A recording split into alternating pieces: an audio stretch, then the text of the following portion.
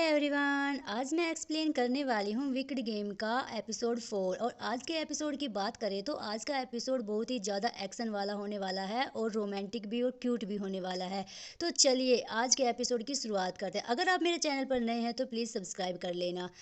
Episode की शुरुआत में दिखाया जाता है कि किस तरह थान पीम से बोलता है कि तुम्हारे पास मिस नीत और मैं हूँ ना। तभी यह कहकर पीम थान को किस करने लगता है। तभी थान पीम को रोकता है। यह देखकर पीम कहता है क्या हुआ। थान इशारा करता है और उसको पता चल जाता है कि कोई आ रहे हैं। दूसरी तरफ चैट के आदमी आ जाते हैं अपने सारे लोगों के साथ और इन सब पर चैट का पर्सनल बॉडीगार्ड भी आता है और वो लगातार पीम के घर पर हमला करने लगता है बंदूक से। और वो बहुत सारा हमला करता है और यह बात थान को पहले ही पता चल जाती है, जिसकी वजह से थान और पीम तो बच जाते हैं। जब वो लोग अंदर आते हैं तो थान और पीम वहां से भाग जाते हैं। दूसरी तरफ चेट का बॉडीगार्ड कहता है तुम लोग को आज छोड़ूंगा नहीं। पीम और थान भागने की कोशिश करते हैं। उस पर चेट के बॉडीगार्ड हमला करने की कोशिश करते हैं। थान और पीम काफी ज्यादा लड़ते हैं। तभी पीम को गोली लगने वाली रहती है कि तभी थान उसे बचा लेता है और कहता है क्या तुम ठीक हो। पीम कहता हाँ मैं ठीक हूँ। तभी थान और पीम यहाँ से निकलने की कोशिश करते हैं पर बार बार चेट का असिस्टेंट गोली मारता रहता है। तभी अचानक एक बाइक पर सवार राइडर आती है जो कि इन लोगों पर गोली चलाने से रोकती है। और यह कोई नहीं बल्कि रीसा की पर्सनल असिस्टेंट रहती है और कहती है जाकर तुम लोग कार में बैठो। पीम और थान तुरंत कार में बैठ जाते हैं। रीसा खुद ही कार लेकर आती है। वो लोग दोनों कार में बैठ जाते हैं। दूसरी तरफ रीसा की असिस्टेंट अब गोली चलाकर वहां से तुरंत भाग जाती है। इस बार भी चेट के लोगों से भी प्रेम बच जाता है और चेट के असिस्टेंट के हाथ में भी गोली लग जाती है। यह बात जब चेट को पता चलती है तो वो कहता है इतनी बड़ी गड़बड़ी कैसे हो सकती है। चेट अपने असिस्टेंट से कहता है क्या तुम ठीक हो। वो कहता है हाँ मैं ठीक हूँ। पर पता नहीं कौन आकर उनकी मदद कर देता है। तभी चेट कहता है जल्द से जल्द पता लगाओ कि उनके पीछे कौन है और कौन उन लोगों की मदद करता है। अगर वह नहीं मरेगा तो मैं उसे ही मार डालूंगा। दूसरी तरफ रीसा उन लोगों के घर पर ले आती है जो कि उसके दोस्त के नाम पे रहता है और रीसा कहती है तुम यहाँ पे रह सकते हो। डैड और चैट के लोगों को कभी नहीं पता लगेगा कि तुम यहाँ पे हो और क्या तुम ठीक हो। वही दूसरी तरफ दिखाया जाता है कि किस तरह पीम कहता है मतलब तुम इन सब के पीछे थी। तुमने ही मुझे ड्रग्स के डॉक्यूमेंट्स भेजे थे। तभी पीम कहता है क्या तुम मुझे चेट के खिलाफ यूज करना चाहती हो। तो रीसा कहती है हाँ मैं तुम्हें यूज करना चाहती हूँ क्योंकि मैं चेट से नहीं लड़ सकती। मैं बहुत कमजोर हूँ। मैं उसे अकेला सामना नहीं कर सकती। इसलिए मैं तुम्हारा यूज करना चाहती हूँ। और तभी थान कहता है उस दिन तुमने ही मेरी रात में मदद की थी जब मैं और पीम उस पार्टी से निकल रहे थे। तभी रीसा के असिस्टेंट कहती है हाँ मैंने रीसा के ऑर्डर से ही यह सब किया था। और तभी रीसा कहती है हम लोगों को एक टीम पर काम करना होगा। पता है चेट को अगर कंट्रोल में लाना होगा तो हम लोगों को साथ में ही काम करना होगा। हम दोनों ही मिस्ट्रेस के बच्चे हैं और इसी वजह से चेट हमसे बहुत नफरत करता है। तभी पीम कहता है तुम्हें डर नहीं लगता कि मैं भी चेट की तरह बन जाऊंगा। तभी ऋषभ पीम का हाथ पकड़ती है और कहती है तुम्हें सबसे ज्यादा मुझ पर दया करनी चाहिए क्योंकि हम दोनों एक ही तरह हैं और हम दोनों ही मिस्ट्रेस के बच्चे हैं। इसी वजह से हम दोनों के साथ मिलकर चेट का खिलाफ लड़ाई लड़नी होगी। तभी पीम कहता है शायद इस दुनिया में कोई नहीं है जो तुम्हें मुझसे ज्यादा समझ पाए। तभी रीसा कहती है चलो साथ में काम करते हैं। दूसरी तरफ पीम मिस नीत को बता देता है कि आपको चिंता करने की जरूरत नहीं है। हम दोनों ठीक है। दूसरी तरफ थान कहता है मुझे लगता है कि इसके बारे में तुम्हें अपने डैड को बताना चाहिए। तुम्हारा भाई है और कोई भी भाई अपने भाई को ऐसे नहीं मार सकता। इस बार चेट ने सच में बहुत ज्यादा ये सब ड्रामा कर दिया है। अगर तुम अपने डैड को बताओगे तो शायद उनके पास कोई ना कोई सोल्यूशन जरूर होगा। पीम कहता है नहीं वो मुझे फैमिली की तरह नहीं समझते हैं। तुम्हें भी उनके पास जाने की कोई जरूरत नहीं है। दूसरी तरफ दिखाया जाता है कि पीम के डैड जैसे ही मीटिंग खत्म करके आते हैं तभी वहां पर थान आ जाता है और तभी थान के डैड का ड्राइवर कहता है कि ये पीम का बॉडीगार्ड है। तभी पीम के डैड कहते हैं तुम्हें क्या बात करनी है अब क्या उसको जरूरत हो गई। तभी थान कहता है पीम ने मुझे नहीं भेजा है मैं यहाँ पे खुद ही आया हूँ और यह बात मुझे जब अब बतानी है कि पीम की गलती बिल्कुल भी नहीं थी। इन सब के पीछे चेट का हाथ है। चेट ही ड्रग केस में रिलेटेड था। असल में पीम तो उसे बचाना चाहता था आपके लिए बहुत सबूत लाना चाहता था। तभी पीम के डैड कहते हैं क्या तुम्हारे पास सबूत है इन सब के पीछे चेट का हाथ है। तभी थान कहता है अगर आपको सबूत की जरूरत पड़ेगी तो मैं सबूत भी निकाल लाऊंगा। तभी पीम के डैड हंसने लगते हैं और थान कहता है मैं आपसे और कुछ भी बात करना चाहता हूँ चैट के बारे में क्योंकि चैट ने कल रात पीम पर हमला करवाया था। तभी पीम के डैड कहते हैं अगर तुम पीम से मिलना तो यह बात पीम पीम से कह देना कि अगर वो जिंदा रहना चाहता है तो सिंगापुर चला जाए। थान को काफी ज्यादा गुस्सा आता है कि एक डैड अपने बेटे के लिए ऐसी बातें कैसे कर सकता है। दूसरी तरफ पीम को पता चलता है कि वो कहता क्या तुम रुके नहीं। तभी थान कहता है सच बताओ, मुझे तुम्हारी फैमिली के बारे में बिल्कुल नहीं पता। एक डैड और एक भाई अपने दूसरे भाई के बारे में ऐसी बातें कैसे सोच सकता है। तभी पीम कहता है वो मुझसे प्यार ही नहीं करते, मुझे इतनी छोटी उम्र में सिंगापुर भेज दिया था। तभी थान कहता है मुझे माफ कर दो पीम, बस मैं तुम्हारी मदद करना चाहता था। तभी पीम कहता है मैं जानता हूँ, सच बताऊं तुम पूरी दुनिया में मैं शायद तुम पर ही यकीन कर सकता हूँ। दूसरी तरफ रीशा की असिस्टेंट उसे थान का रिपोर्ट देती है और कहती है यह पहले पुलिस वाला था और चैट के केस पर काम करता था, शायद इसी वजह से पीम ने थान को काम पर लिया है। तभी थान के बारे में रीशा कहती है पता है पीम की कमजोरी मुझे पता चल गई है, क्योंकि वो थान को कुछ ज्यादा ही फिक्र करता है। दूसरी तरफ थान जब स्विमिंग पूल में स्विमिंग करता रहता है तो रीशा आती है, कहती है क्या तुम्हें स्विमिंग पसंद है। तभी थान कहता है नहीं, बस मैं थोड़ा स्ट्रेस कम करने के लिए कर रहा हूँ। तभी रीशा कहती है वैसे तुम पीम को कितने दिनों से जान रहे हो। थान कहता है ज्यादा दिनों से नहीं। तभी रीशा कहती है ऐसा लगता है पीम तुम पर बहुत ज्यादा भरोसा करता है। थान कहता है वो बस मुझे अपने भाई के खिलाफ बस यूज कर रहा है और यह सब पीम देख लेता है। जब दूसरी तरफ थान नहाने के लिए बाथरूम में जाता है तो पीम कहता है वैसे कुछ देर पहले तुम मेरी बहन से क्या बात कर रहे थे। थान बोलता है कुछ नहीं, बस वो आकर मुझसे बोली कि तुम्हें स्विमिंग पसंद है। मैंने बोला कि हाँ, बस इतनी ही बात हमारे बीच हुई थी। पीम कहता है मुझे यह तरीका बहुत पसंद आया, क्योंकि मुझ तुम्हें लग रहा था कि मैं गुस्सा हो जाऊंगा। हाँ, आज के बाद तुम अब मेरी बहन से कोई भी इन्वॉल्वमेंट मत रखना। अगर तुम मेरे साथ इन्वॉल्व हो गए तो मुझे कोई बुरा नहीं लगेगा।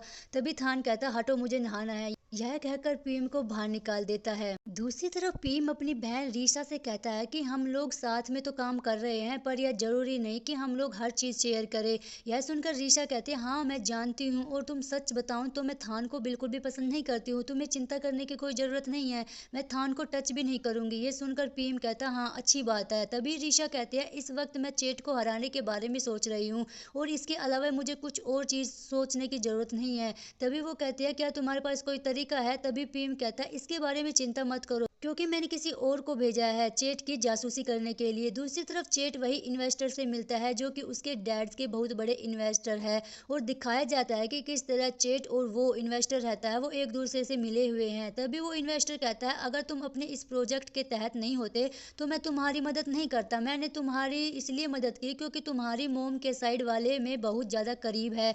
दूसरी तरफ चेट और इन इन्वेस्टर जब चले जाते हैं तो यह सब फोटो पीम की आंट खींच लेती है और उसके पास तुरंत भेज देती है। दूसरी तरफ दिखाया जाता है कि किस तरह जब रीशा और पीम इन्वेस्टर के साथ चेट की फोटो देखते हैं तो वो कहते हैं यह तो बहुत बड़ी बात है, अगर यह डील हो जाएगी तो हम तो काम से गए, क्योंकि वो इन्वेस्टर चेट की तरफ है और डैड की वो अच्छी डील करा रहा है। हम लोगों को कुछ तो करना होगा, अगर ये डील हो जाएगी तो हम तो हार गए। यह सुनकर थान कहता है वैसे तुम्हें क्या लगता है। कि मुझे तो लगता है कि इन सब के पीछे, ड्रग्स केस के पीछे चेट के इन बड़े लोगों का हाथ है। दूसरी तरफ सभी लोगों के लिए बहुत बड़ी मुसीबत की बात आ गई है, क्योंकि इस तरह अगर चेट ने ये डील करवा दी तो उन लोगों को यह डील नहीं मिलेगी।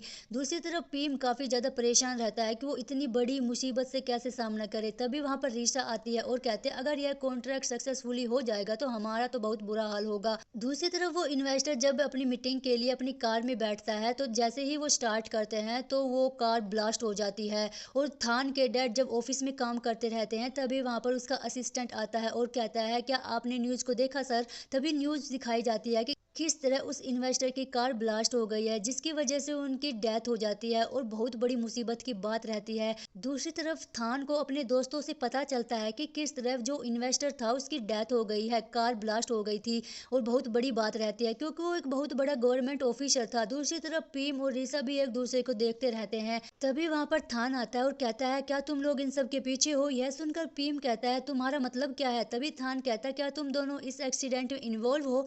पीम कहता है तुम्हारे कहने का क्या मतलब है। तभी थान पीम का हाथ पकड़कर कमरे से बाहर ले आता है और कहता है मुझे लगता है तुम्हें मुझसे बात करनी होगी। तभी थान कहता है सच बताओ तुमने ये सब करवाया है। तभी पीम कहता है क्या तुम पागल हो गए हो, ये सब नहीं करवाया।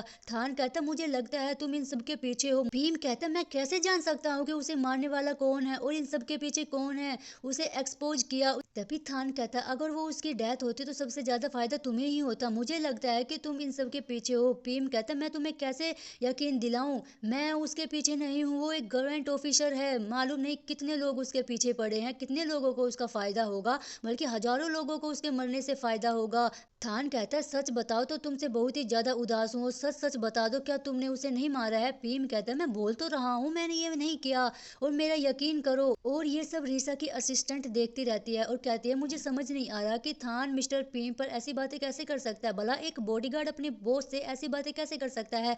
तभी रीसा कहते हैं क्योंकि पीम और थान का रिश्ता बॉडीगार्ड और बॉस से कुछ ज्यादा ही है और मैंने देखा है पीम सबसे ज्यादा थान की ही परवाह करता है। दूसरी तरफ थान के डैड के लिए बहुत बड़ी मुसीबत आ गई थी कि यह प्रोजेक्ट के लिए उन्होंने पैसे कहाँ से मिले, क्योंकि इन्वेस्टर अपने पैसे मांग रहे हैं, क्योंकि आधे से ज्यादा पैसा उन्हें गवर्नमेंट की तरफ से मिलता है। यह बात पीएम के डैड कहते हैं मैं जानता हूं कि आप लोगों के लिए बहुत बड़ी मुसीबत है और पर मैं प्रोजेक्ट को बंद करके भाग नहीं सकता, यह प्रोजेक्ट बहुत बड़ा है, उन लोगों को जल्द से जल्द एक बहुत बड़ा इन्वेस्टर ढूंढने की जरूरत है। पता है मैं पहले भी इस प्रोजेक्ट पर काम कर चुका हूँ, इस बार भी मैं अच्छा ही करूंगा, कभी भी अपने डील को नहीं तोड़ूंगा, तो आज तो आप लोग चिंता मत करो। दूसरी तरफ थान काफी ज्यादा ड्रिंक करता रहता है क्योंकि उसने पीएम से लड़ाई की थी। तभी उसका दोस्त कहता है यह सब पीएम के बारे में है और अगर सच में पीएम इन सब के पीछे होगा तो क्या तुम उसको अरेस्ट कर पाओगे। थान चुप हो जाता है। दूसरी तरफ पीएम काफी ज्यादा परेशान रहता है क्योंकि अभी तक इतनी रात हो गई है और थान नहीं आया है। दूसरी तरफ पीएम याद करता है कि थान उसे जाते वक्त कहता है कि सच बताओ मैं तुमसे बहुत ही ज्यादा नाराज हूँ। दूसरी तरफ थान फाइनली आ ही जाते हैं और जैसे ही वो आता है पीएम कहता है इतनी रात में तुम कहाँ गए थे, तुम इतनी रात में क्यों आए हो। थान उसे कुछ नहीं बोलता, वो पानी पीता है। तभी पीएम और थान एक दूसरे को देखते रहते हैं। पीएम कहता है मुझे बताओ ना तुम कहाँ पे गए थे, क्या तुम अभी मुझसे उदास हो। और तभी थान कहता है नहीं मैं उदास नहीं हूँ। पीएम कहता अगर उदास नहीं हो तो मुझसे बातें करो ना, मुझे तुमसे बात करनी है और मैं सच सच बता रहा हूँ कि मैंने यह सब कुछ नहीं किया है, मैं तुमसे माफी मांगना चाहता हूँ। तभी थान कहता है मिस्टर पीएम आपको मुझसे माफी मांगने की कोई जरूरत नहीं है। तभी पीएम कहता है मैं तुम्हें सच में विश्वास दिलाता हूँ कि मैंने ये सब नहीं किया। और थान कहता है पर मुझे इस बात पर यकीन नहीं है, मैं आपके साथ यह काम नहीं कर सकता हूँ, सच बताऊं तो मुझे आपसे मिलना ही नहीं चाहिए था, मुझे आपके साथ इन्वॉल्व भी नहीं होना चाहिए था।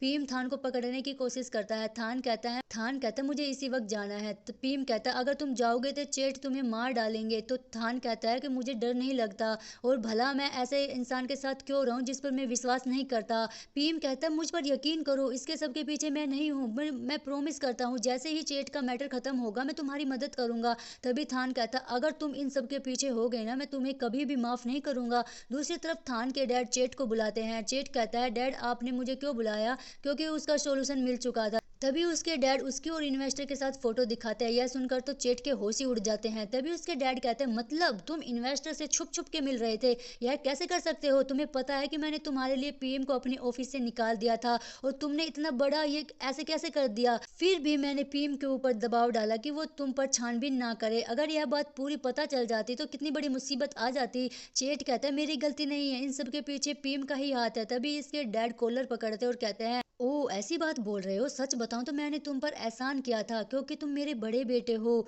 इसलिए मैं नहीं चाहता कि तुम्हारी इमेज खराब हो। अगर तुमने ये सच में किया है तो जल्द से जल्द इन्वेस्टर ढूंढ कर लाओ, नहीं तो मैं खुद ही पीएम को कॉल करके इसी ऑफिस में बुला लूंगा। दूसरी तरफ चेट बहुत ज्यादा गुस्सा करता है और कहता है कि यह बात कैसे पता चल गई। तभी उसका असिस्टेंट कहता है मैं पता लगाता हूँ कि इनके सबके पीछे कौन है। तभी चेट कहता है इन सब के पीछे वो पीएम होगा, उसे जल्द से जल्द मर जाना चाहिए। दूसरी तरफ चेट को वुड का कॉल आता है। वुड कहता है मैंने सुना है पीएम पर गोलियां बरसाई गई है किसी ने, तो सर प्लीज मुझे जाने दीजिए, मेरे बीबी बच्चे हैं। तभी चेट कहता है तुम्हें उनकी चिंता करने की जरूरत नहीं है, मैं उनको संभाल लूंगा। दूसरी तरफ चेट को काफी गुस्सा आता है क्योंकि उसका इतना बड़ा प्लान फेल हो चुका है। दूसरी तरफ रीसा की असिस्टेंट सभी को बताते हैं कि लगातार बार बार चेट नए नए इन्वेस्टर से मिल रहा है। यह देखकर पीएम कहता है जरूर डैड ने उसे कहा होगा और डैड चाहते होंगे कि अगर उसको रिपोर्ट पता चलेगी तो वो एक नए और गवर्नमेंट ऑफिसर को चाहते हैं, वो नहीं चाहते हैं कि गवर्नमेंट को उसके प्रोजेक्ट के बारे में पता चले। यह देखकर रीशा कहती है हम लोगों को जल्द से जल्द इसके बारे में कोई ना कोई कदम उठाना होगा। थान कहता है क्या तुम्हें लगता है तुम्हारे डैड इससे एग्री करेंगे। पीएम कहता है मेरे पास एक ऐसा प्लान है जो लोगों को ख्याल से भी काफी दूर है।